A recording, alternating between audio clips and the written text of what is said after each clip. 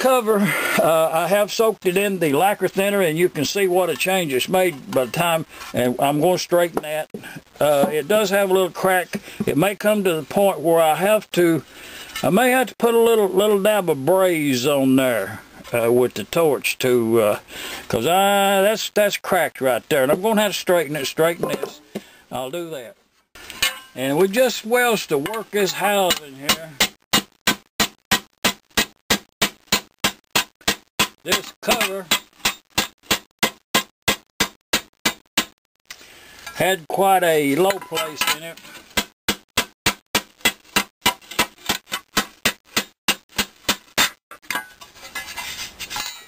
Okay, I see a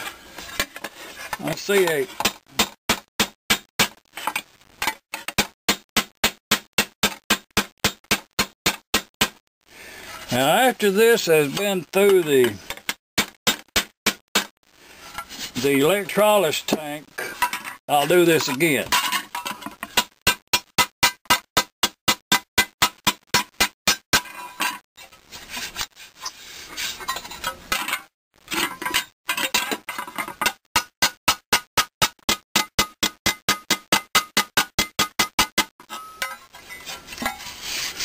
But we want this part right here when we do get it painted. We want this to look kind of good. Now, I did find that set screw. If you can see it right over yonder, if it comes loose, all you do is to put it back on there, and if you cannot crimp it up, then you run a little braze around it too. It just make a repair. But oh yeah, it's turning okay. Y'all see that? Did y'all see that? I think it was out of camera range. But you see that little set screw right there? That has to be down at the bottom so you can tighten it up. Now, we'll have to straighten that up a little bit. It still ain't right.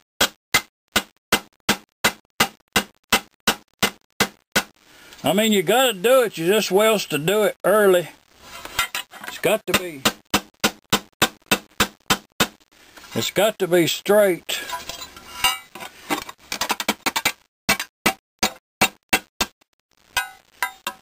And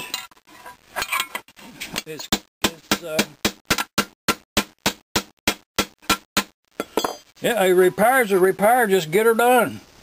So, and what I'm looking at when I'm holding it over yonder is kind of for a twist or a twist like this, or something that looks pretty good, as a matter of fact. Actually, right up there is a little. This lever, and I honestly expect, yes, I'm going to put some brass in there. You see where that's half broken in two there?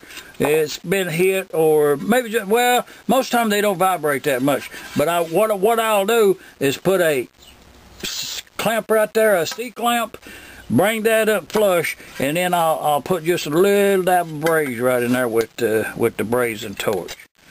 And when we come back, that'll be done. Other than that, and this is the old style. If I can bring that to your attention, you see this little lever right here, how skinny it is and comes around. The later style is a little bit different than the way that's made right there. This is an early one.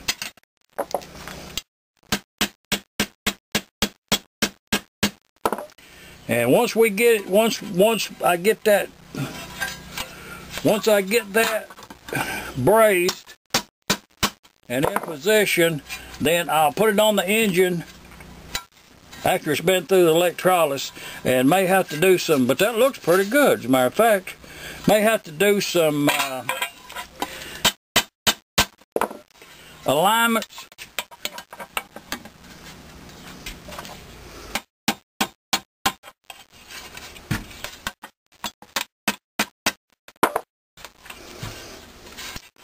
And there is a couple of burrs right there. I'll work with a file. Might as well get that.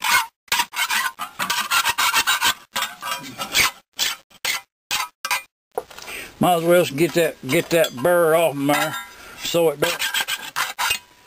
it don't end up in the finger. So knock that off there. Once that's out of the electrolysis tank, we'll have another go at it. And I see that's crooked, so I'm gonna have to get the bigger hammer on that. It's not in alignment somehow. Oh, that brought her in there. Kind of looking at it in a straight line there. Looks much better now. We're going to make the repair on this here side cover right here. Right in here, that thing is broke right across through there from vibration, and it's kind of sprung a little bit. So what I'm going to do is run ever such a light bead of brass right across the top here to attach that back, and then I'm going to turn it upside down and put a nice little fillet on the bottom. And there is other ways to repair this, but in this instance seems like this is the correct way to do it. And the way I mentioned before that there are two different styles of these arms right here. You'll find the other one that comes across and then has a bend in it right here as a support. It's just different year models. So now I'm going to go ahead and braze this, and by all means you do need your safety glasses on when brazing, and all of those disclaimers that are required. And I'm going to set this forward with a really can you see that? Maybe not. It's a real feathery flame, and these are flux coated rods, but I find that the addition of some additional flux always helps. And I don't want to get this really hot in one place. Is the reason for the feathery flame. I want it to flow down in the gap where it's not that visible, but yet substantial enough to make the repair. And you will find this is a common repair on these. You will find one that's brazed quite often if you buy junkyard quality.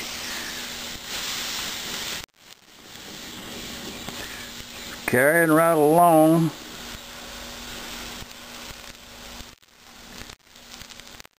When everything is correct, when you're brazing and everything comes together, the temperature, the flux, the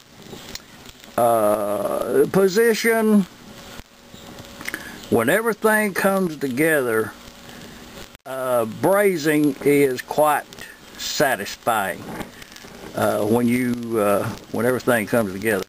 Now I'm going to go back. I want this to have a real nice radius to it, so I'm going to go back and just melt that down in between those two pieces, because I don't want very much buildup. And be aware that sometimes paint don't like to stick to brass, so keep that in mind. I'm going to turn this over and we'll come back. Okay, we back. I got the safety glasses on there, the correct tint for brazing. We'll get a little flux under on the end of that rod there out of the flux can. And I got this thing set up yonder at an angle where that will fillet in that little the little arm that comes out there. It's a weak place on these engines, and they did make corrections later on. So You know, don't hold it against them. Just make the repair. And this is one way to do it, and there are a couple more that maybe on the next engine I would do something different. But on this particular one, this seemed to be the strongest way to do it. And that's the way that I make the decisions as to what kind of repair procedure to use in any